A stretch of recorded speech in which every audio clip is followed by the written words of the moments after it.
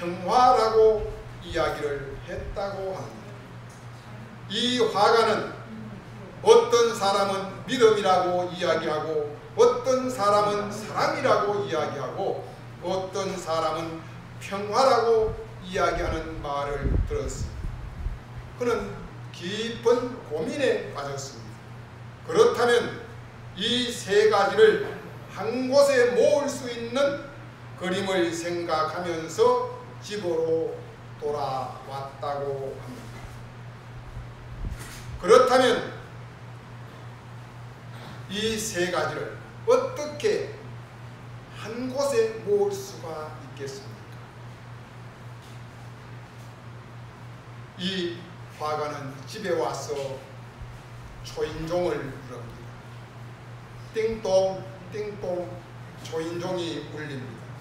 초인종이 울리자 아이들이 집에서 바깥 문을 열고 달려 나옵니다. 나와서 하는 말이 아빠 하고 메어 달리면서 아빠 품속에 파고듭니다. 이 광경을 본 아버지의 마음속에 우리 아이들이 나를 아빠라고 이렇게 믿고 신뢰하고 있구나 하는 그 아이들을 통하여 믿음을 발견했다고 합니다. 그리고 바로 이어서 아이들 등 뒤에서 밝은 미소를 지으면서 여보 수고하셨어요. 많이 힘드시지요. 어서 오세요.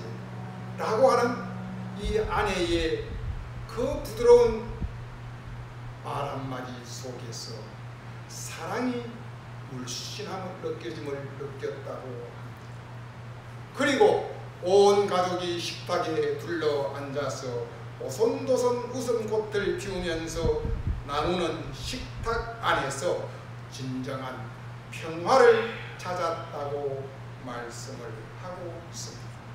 세상에서 가장 아름다운 것은 믿음과 사랑과 평화가 한 폭의 그림으로 드라마틱하게 펼쳐져 있는 우리 모두의 가정이 바로 세상에서 가장 아름다운 그림이라고 이야기를 했습니다.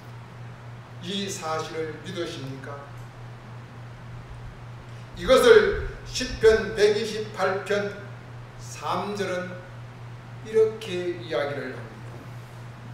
내 집 안방에 있는 내 아내는 결실한 포도나무 같으며 내 식탁에 둘러앉은 자식들은 어린 감람나무 같다고 이야기를 했었습니다. 사랑하는 성도 여러분, 세상의 모든 사람들은 잉태되기 전부터 죽어 장사되어 땅속에 묻히는 그 순간까지 남의 도움을 필요로 합니다. 어떻게 보면 사람은 한순간도 혼자만은 살 수가 없는 존재가 곧 사람입니다. 특별히 피조된 사람은 제일 먼저 창조주 하나님의 도움을 받아야만 합니다. 다음으로는 부모님의 도움을 받아야 합니다. 이어서 국가의 도움을 받아야 합니다. 또한 사회의 도움도 받아야 합니다. 더 나아가 이웃의 도움도 받아야만 합니다. 이런 현상을 시편 기자는 시편 121편 1, 2절을 통하여 이렇게 노래했습니다. 내가 산을 향하여 눈을 들리라. 나의 도움이 어디서 올까? 나의 도움은 천지를 지으신 여호와에게서로다 라고 이야기를 하고 있습니다. 그렇습니다. 사람은 반드시 하나님의 도움을 받아야만 살 수가 있습니다. 하나님의 도움을 받는 사람은 푹푹 찌는 폭염도 이겨낼 수가 있습니다. 살을 도려내는 추위도 이겨낼 수가 있습니다. 코로나 이상의 무서운 질병도 우리는 이겨낼 수 있습니다.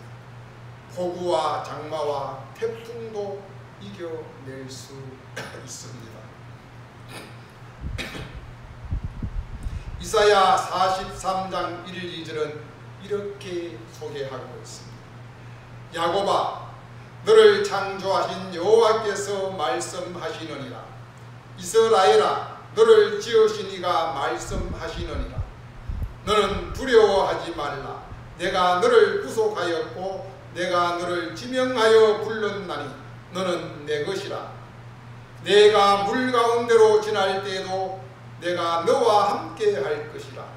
강을 건널 때에 물이 너를 침몰하지 못할 것이며 내가 불 가운데로 지날 때에 타지도 아니할 것이요 불꽃이 너를 사르지도 못하리라고 분명하게 여호와 하나님이 말씀해 주셨습니다. 이 사실을 믿으십니까? 우리는 반드시 하나님의 도움을 받아야만 합니다. 하나님의 도움만 받으면 우리는 살 수가 있습니다.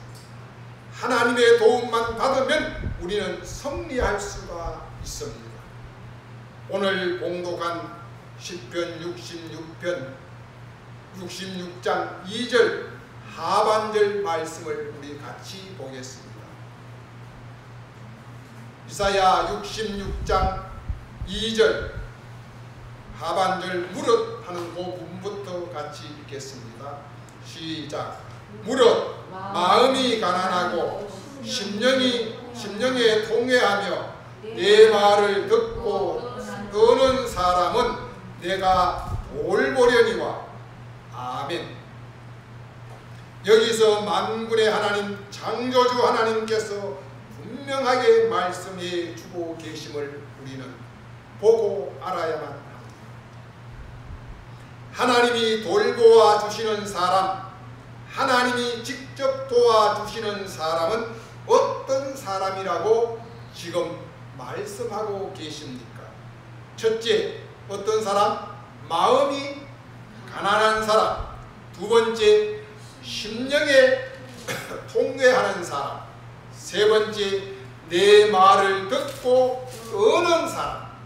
이런 사람을 하나님이 친히 도와주시고 보살펴 주시고 돌보아 주신다고 말씀하고 계십니다. 그렇다면 이 세 종류의 사람들을 좀 더 구체적으로 말씀 속에서 찾아보며 함께 은혜를 나누고자 합니다. 먼저 하나님이 돌보시는 사람의 돌본다는 말씀의 뜻이 무엇일까요?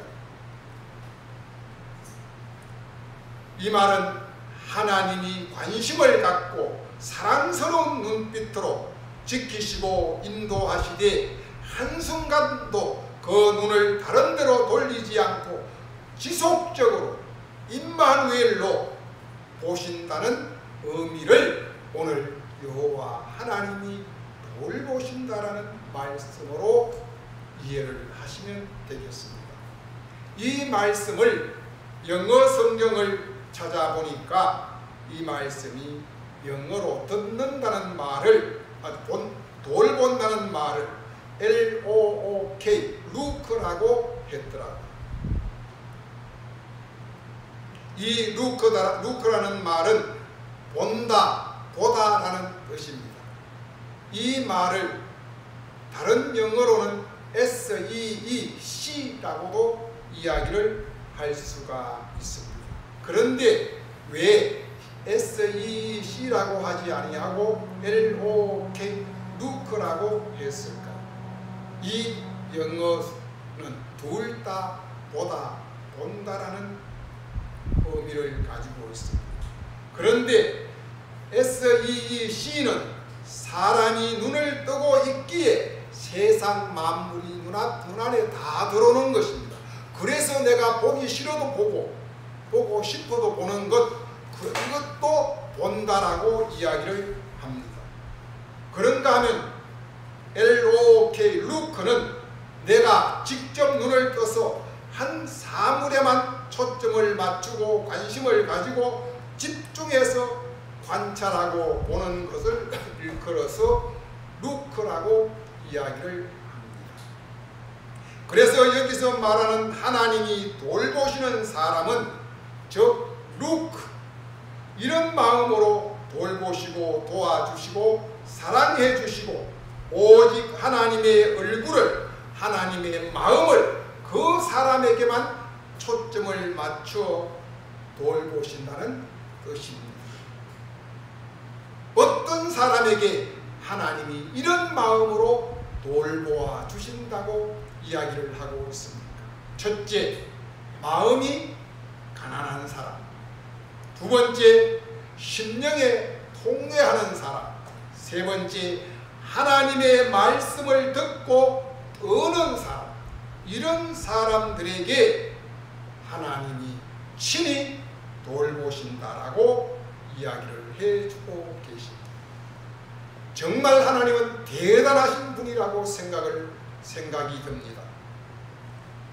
그렇다면 첫째로, 마음이 가난한 사람은 어떤 사람을 일컬어서 마음이 가난한 사람이라고 이야기하느냐? 마태복음 5장 3절은 이렇게 이야기를 합니다.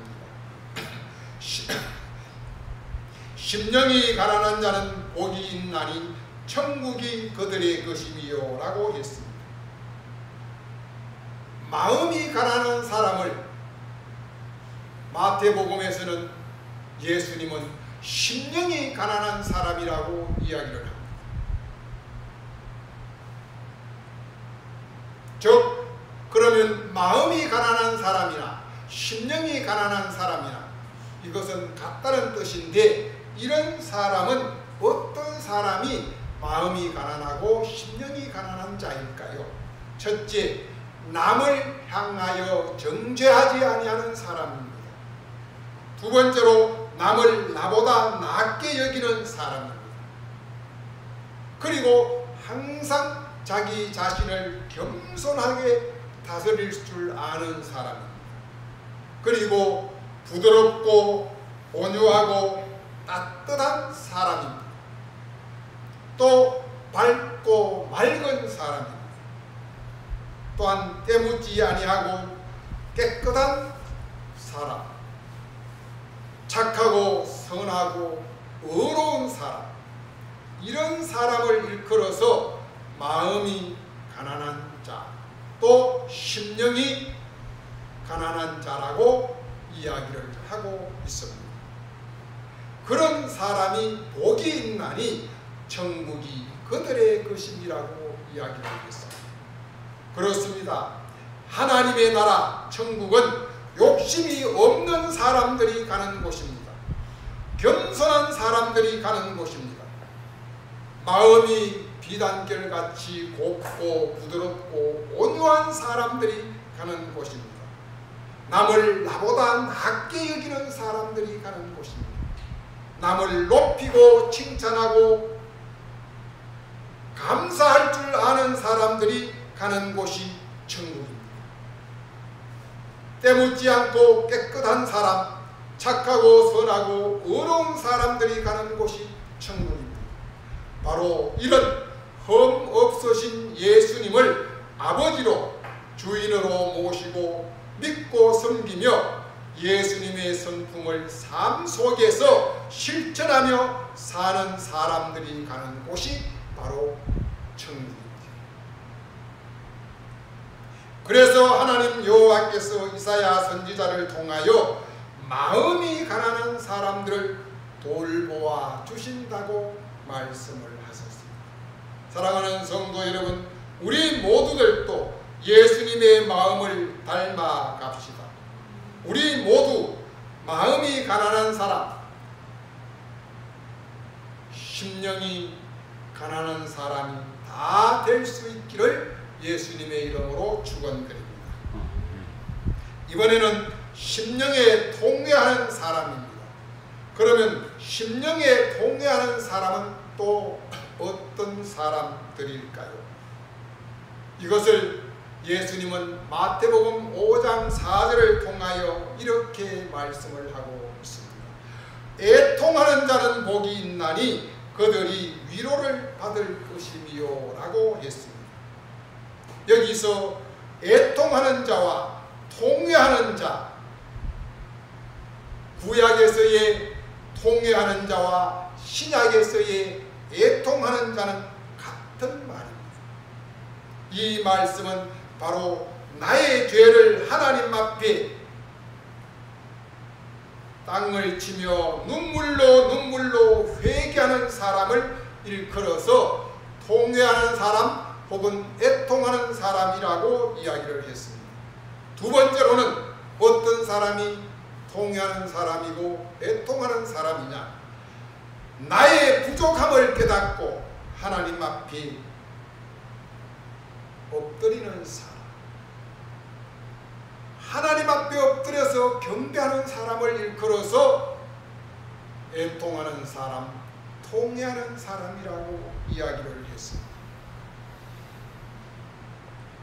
이것을 시편 126편 5절은 이렇게 노래했습니다. 눈물을 흘리며 씨를 뿌리는 자는 기쁨으로 단을 거둔다고 말합니다.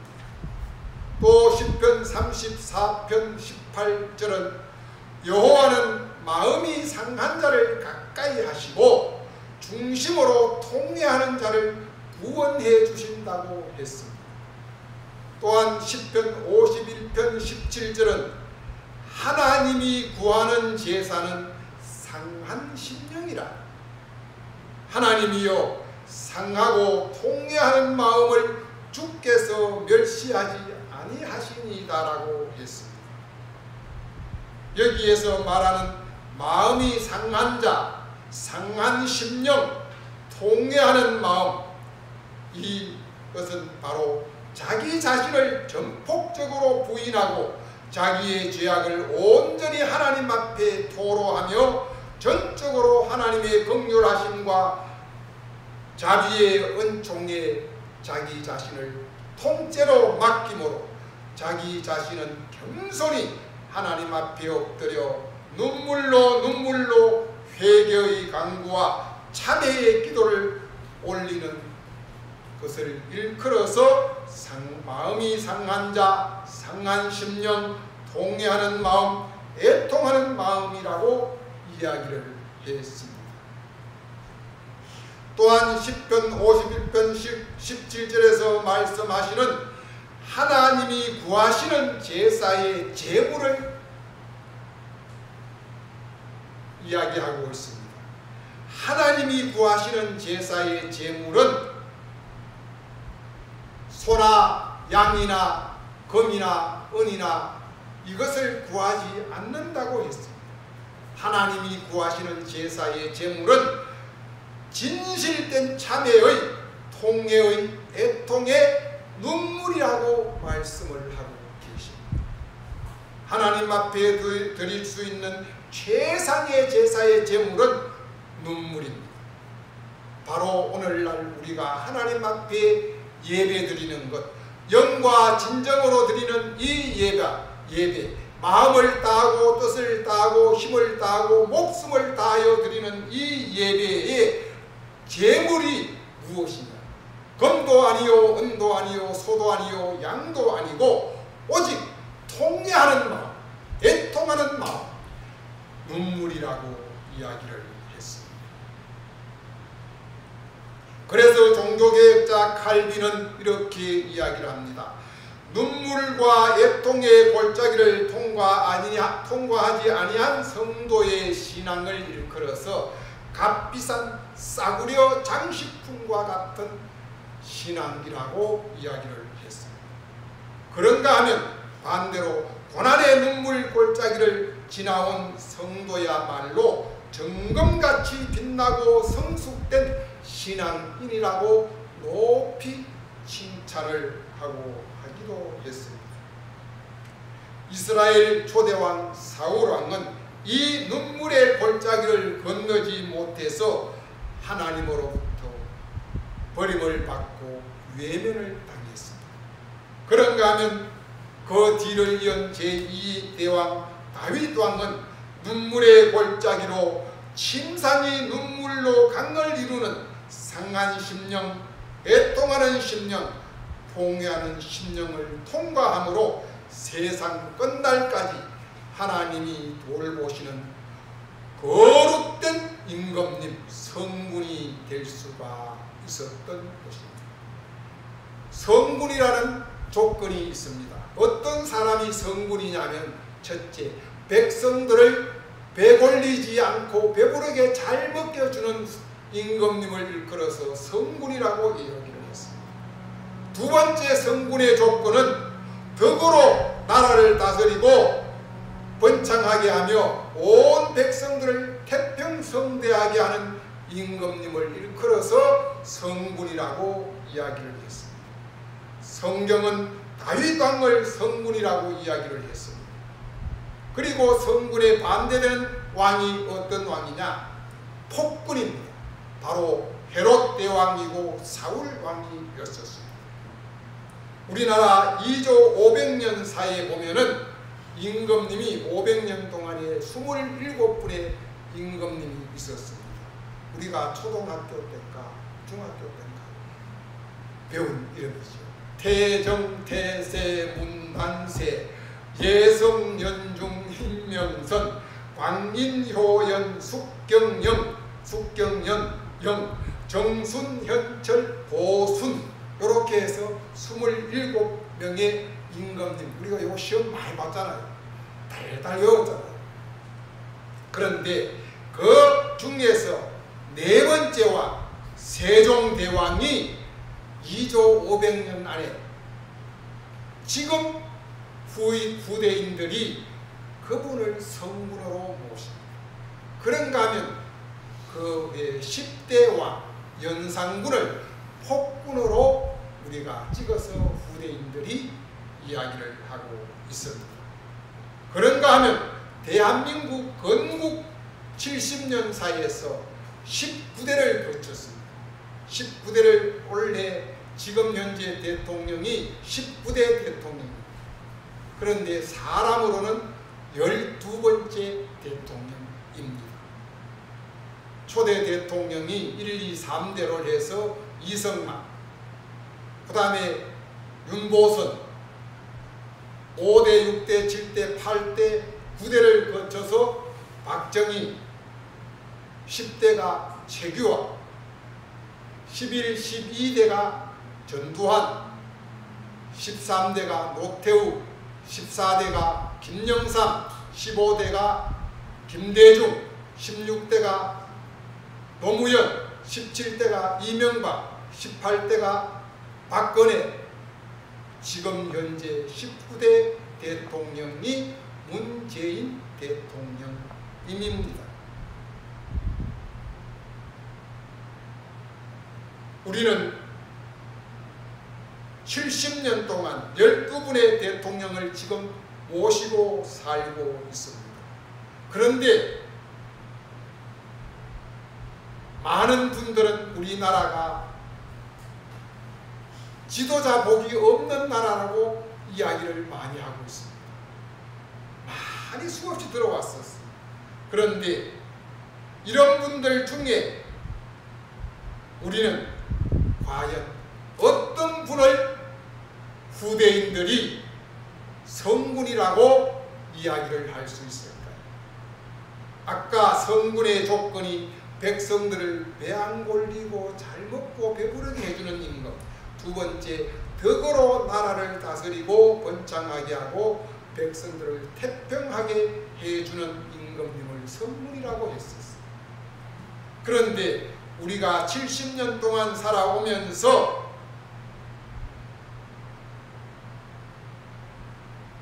저는 이승만 대통령 마지막 무렵부터 살았어요. 그러니까 이제 70이 넘었으니까 그렇지. 그런데 이 12분 대통령 중에서 어떤 분이 우리 국민들, 백성들의 배부르게 해주었을까? 어떤 분이 이 나라를 덕으로 다스리면서 번창한 나라로 만들었고 백성들이 태평성대할 수 있도록 콧노래 부르며 살 수 있도록 만들어 주었을까요? 이것은 바로 후대의 역사가 이야기를 할 것입니다. 바로 다윗 왕과 세종대왕과 같은 성군이 우리 나라의 대통령들 중에서 정말 많이 나오셨으면 좋겠습니다. 그런가 하면 오늘 우리 모두도 지금 내가 있는 자리에서 작게든 크게든 나는 지도자의 자리에 있습니다. 어머니는 가정에서의 지도자, 선생님들은 학교에서의 지도자, 어느 곳에 있든지 자기가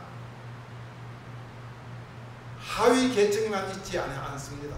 항상 지도자의 위치에 있습니다.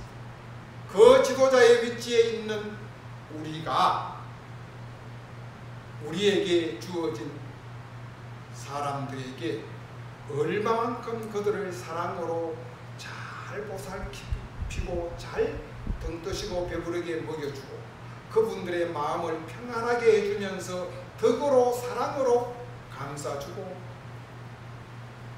지도해주고 있는가. 훗날 그분들이 우리를 향하여 참 우리 어머니는 우리 아버지는 정말 세상에서 둘도 없는 훌륭한 분이었다. 우리 목사님은 대한민국 목사님들 중에서 제일 훌륭한 목사님이었다. 이런 소리를 들을 수 있을까요? 오늘은 다윗을 이야기하면서 성군을 이야기하지만 우리는 성군은 되지 않더라도 성인의 반열에는 들어갔으면 하는 말씀으로 이런 말씀을 드립니다. 이제 마지막 세 번째로 하나님의 말씀을 듣고 떠는 사람이 하나님의 돌보심을 받을 수 있는 사람이라고 했습니다. 그렇다면 과연 어떤 사람들이 하나님의 말씀을 듣고 떠는 사람들일까요? 하나님의 말씀을 듣고 벌벌 떠는 거예요. 바로 하나님의 말씀 앞에 순종하는 사람들이라고 이야기를 하고 있습니다. 사무엘상 15장 22절 말씀을 제가 봉독해 드리겠습니다. 사무엘이 이르되 여호와께서 번제와 다른 제사를 그의 소리를 청종하는 것을 좋아하심같이 좋아하시겠나이까. 순종이 제사보다 낫고 듣는 것이 순양의 기름보다 나으니라고 했습니다. 이 말씀 중에서 우리가 주목해서 보아야 할 단어가 두 단어가 있습니다. 첫째는 순종이라는 단어고 두 번째는 청종이라는 단어입니다. 순종과 청종입니다. 순종이라는 말은 토달지 않고 묻지 않고 무조건 아멘하는 것입니다. 피조물인 사람이 조물주 창조주 하나님 앞에서 어떻게 이유를 달 수가 있고 무슨 말을 할 수가 있겠습니까? 무조건 하나님 말씀에 아멘하는 것이 사람이 할 도리입니다. 이것을 일컬어서 순종이라고 했습니다. 그래서 하나님의 말씀에 순종함으로 인하여 하나님의 나라가 세워지고 하나님의 나라가 성취되어 가고 있습니다. 그런가 하면 교회가 또한 세워지고 교회가 성장하게 되는 것입니다. 무조건 아멘하며 순종하는 교회는 성장하는 교회입니다. 성도들이 목회자의 말에 계산하고 따지고 이유를 대는 교회는 성장할 수가 없습니다. 그렇다면 우리 성목교회는 순종하는 교회입니까? 그렇지 아니하는 교회입니까? 이것은 스스로 답해 보실 수 있기를 바랍니다. 다음은 청종이라는 단어입니다. 청종이란 말은 듣다, 듣는다는 뜻의 말입니다. 귀를 쫑긋하고 귀를 기울이고 정신을 차리고 잘 듣는 것을 일컬어서 경청이라고 이야기를 합니다. 대통령 앞에 앉아서 이야기할 때 하품을 하고 졸거나 딴 데 눈 살필 수가 없을 것입니다. 정말 귀를 기울이고 귀를 쫑긋 세워서 정신을 바짝 차리고 듣습니다. 이것을 일컬어서 경청이라고 이야기를 합니다. 그런데 청종도 듣다, 듣는다, 경청도 듣다, 듣는다인데 성경은 어느 한 곳에서도 경청이라는 말을 쓰지 않고 모두가 다 청종이라고 이야기를 하고 있습니다. 이 이야기의 뜻이 분명히 다르기 때문에 말입니다. 청종이라는 말은 어떤 말이냐? 하나님이 주시는 말씀을 듣는 순간 그것을 아멘으로 순종하고 아멘으로 순종하는 그 순간 바로 이어서 나가서 행동으로 삶으로 실천으로 옮기는 것을 일컬어서 청종이라고 이야기를 했습니다. 그래서 사무엘상 15장 22절에서도 사무엘이 이야기하기를 하나님 여호와께서 하나님의 말씀을 듣는 것보다가 더 좋아하지 하는 것이 없다고 이야기했어요. 이 말씀 무슨 말이냐? 그 하나님의 말씀을 듣고 바로 나가서 삶으로 행동으로 옮기기 때문에 그것이 하나님에게 제일 기쁨이고 즐거움이고 행복이라고 이야기를 했어요. 그래서 순종이 제사보다 나은 거예요. 들은 말씀을 바로 가서 행동으로 옮기는 거예요. 이것이 순종이에요. 그래서 하나님의 돌보심을 받는 사람들은 바로 하나님의 말씀을 듣고 뜨는 사람들, 바로 그 들은 말씀, 청종의 말씀을 바로 삶으로 행동으로 옮기는 사람을 일컬어서 청종, 순종하는 사람이라고 이야기를 합니다. 그래서 오늘 이사야 66장 2절은 하나님의 말씀을 듣고 떠는 자라고 이야기를 했습니다. 하나님의 말씀 앞에 두려워서 벌벌 떠는 사람들이 바로 청종하는 사람들입니다. 그냥 말씀을 한 귀로 듣고 한 귀로 흘려보내는 것이 아니고 또한 들은 말씀을 가슴에 깊이 간직하고 묵상하는 것도 아니며 오직 하나님의 말씀을 듣는 순간 어떻게 할 바를 몰라 두려워 벌벌 떠는 자들이라고 했습니다. 이런 사람은 하나님의 말씀을 아멘으로 받는 순간 두려워서 그 말씀을 감추어 둘 수가 없습니다. 곧바로 세상으로 달려가서 행동으로 삶으로 옮기는 삶을 살아가는 믿음의 소유자들이라고 이야기를 했습니다. 곧 하나님이 원하시고 바라시는 행함이 있는 믿음의 사람, 즉 하나님의 제자된 사람이라고 이야기를 했었습니다. 이 말씀을 일컬어서 야고보 선지자는 이렇게 이야기합니다. 행함이 없는 믿음은 죽은 믿음이라. 그래서 사도 바울은 사도행전 1장 8절을 통하여 오직 성령이 너희에게 임하면 너희가 권능을 받고 예루살렘과 온 유대와 사마리아와 땅끝까지 이르러 내 증인이 되라고 하는 이 예수님의 말씀을 그대로 받고 그것이 두렵고 떨려서 감당할 수가 없어서 아시아와 유럽과 로마까지 가서 자기의 생명이 다하는 그 순간까지 거꾸로 달려 죽는 순간은 그 순간까지 하나님의 말씀을 전파하는 사명을 감당하는 행동하는 믿음의 사람이었었습니다. 이제 말씀을 믿습니다. 성목에 사랑하는 권속들, 여호와 하나님이 이사야 66장 2절 하반절을 통하여 이야기를 했었습니다. 무릇 마음이 가난하고 통회하고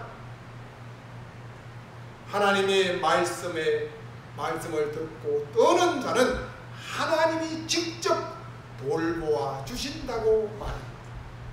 우리 모두 이런 하나님의 은혜를 받아 살아가는 축복의 사람, 구원의 사람, 은혜의 사람, 하나님의 돌보심을 받을 수 있는 성목의 모든 권속들이 다 될 수 있기를 우리 주님 예수 그리스도 이름으로 축복하고 축원드립니다. 하나님 감사합니다. 여호와 하나님께서 우리를 외면하시지 아니하시고 우리를 버리시지도 아니하시고 우리를 품어 안아주시며 우리를 돌보아 주신다고 말씀해 주심을 믿고 감사를 드립니다. 내가 하나님 앞에 날마다 마음이 가난한 자, 심령이 가난한 자로 서게 하여 주시고 내가 하나님 앞에 애통하는 자, 통회하는 자의 심정으로 하나님 앞에 서게 하시며 하나님이 주신 말씀, 이 말씀을 받는 순간 세상을 향하여 뛰쳐나가 사도 바울과 같이 목숨을 다하여 그 말씀을 삶으로 행동으로 옮기는 하나님의 사람, 그리스도 예수의 사람이 다 되어 하나님의 돌보심을, 구원함을, 축복을 받을 수 있는 우리 모두가 되게 하여 주시옵소서. 감사드리며 우리 주님 예수 그리스도 이름으로 기도드리옵나이다. 아멘. 다같이 찬송 317장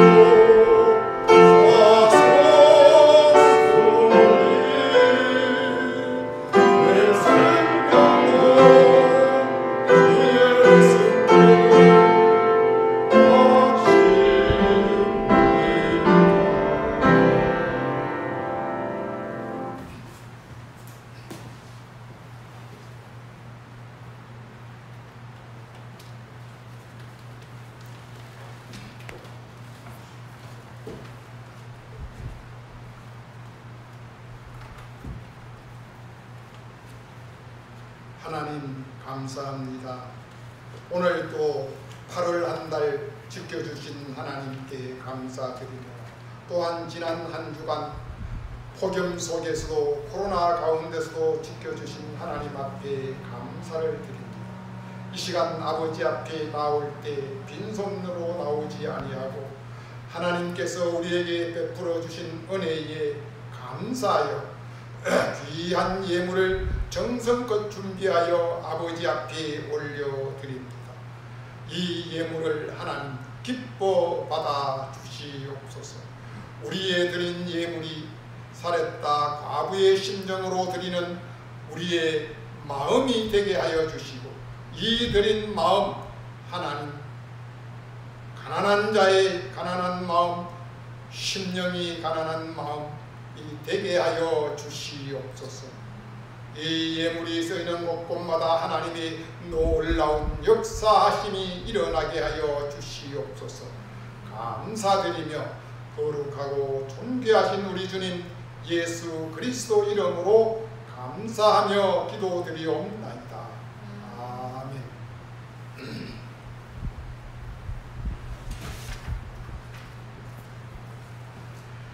네, 감사합니다. 오늘도 우리가 이 참 하나님 앞에 소리 높여 찬양하며 춤추며 예배하라고 했는데, 이 코로나 바이러스로 인하여 대면 예배를 드리지 못하므로 오프라인 예배를 드리지 못하고 온라인 예배를 드리는 어려운 실정에 있습니다. 오늘도 우리가 두 분이 예배 도중에 나가는 불상사가 있을 수밖에 없는 이 안타까움을 하나님은 직접 두 눈으로 보셨을 것입니다. 하나님이 이것을 가슴 아파하시면서 하루속히 예배를 회복시켜 주시고 코로나를 종식시켜 주실 줄 믿습니다. 오늘 여호와 하나님이 이사야 선지자를 통하여 주신 말씀과 같이 정말 하나님 앞에 마음이 가난한 자로 통회하는 자로 하나님의 말씀을 두려워하고 떠는 자로 살아가는 이 은혜가 있을 때에 하나님은 반드시 우리에게 새 길을 열어주시고 승리의 길로 인도해 주실 줄 믿습니다. 오늘 함께 예배를 도와주신 예배위원들께 감사를 드립니다. 그리고 집에서 온라인으로 함께 예배하신 우리 성도님들께도 깊은 감사를 드리며 같은 은혜가 우리 모두에게 있기를 축복하고 축원드립니다. 이것이 다음 주일까지도 공식적으로 다음 주일까지 또 연장되어 있습니다. 그 후에는 또 그때 가서 봐야만 될 것입니다. 다음 주에도 최소의 예배 인원만 나오셔서 하나님 앞에 예배하게 될 것입니다.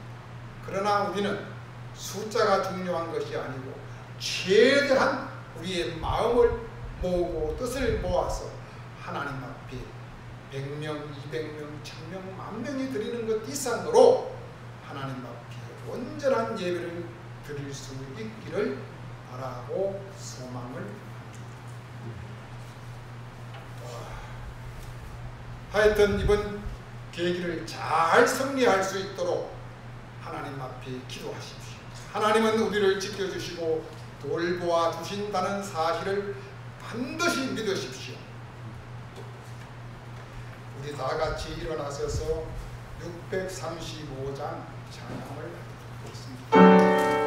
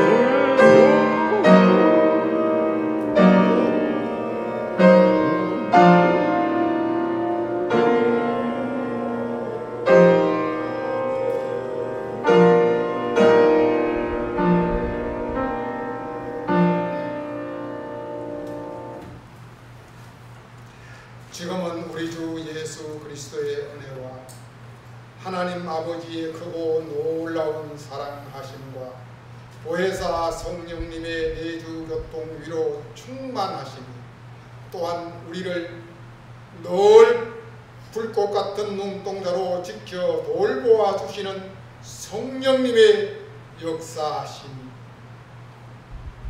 오늘 온라인 오픈라인 예배를 통하여 하나님 앞에 온전히 예배드린 성목의 모든 권속들 머리 위에와 저들의 가정과 자녀들과 일터 위에와 삶 위에 또한 이 나라 이민족 대한민국 위에 이제로부터 영원히 함께 하시길 축원하옵나이다. 아멘.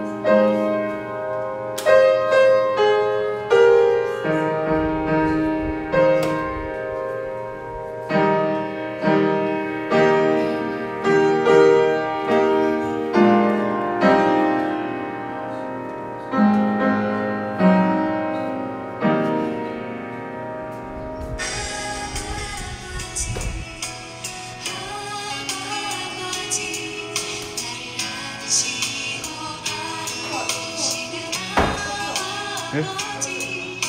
아직 안 껐어요.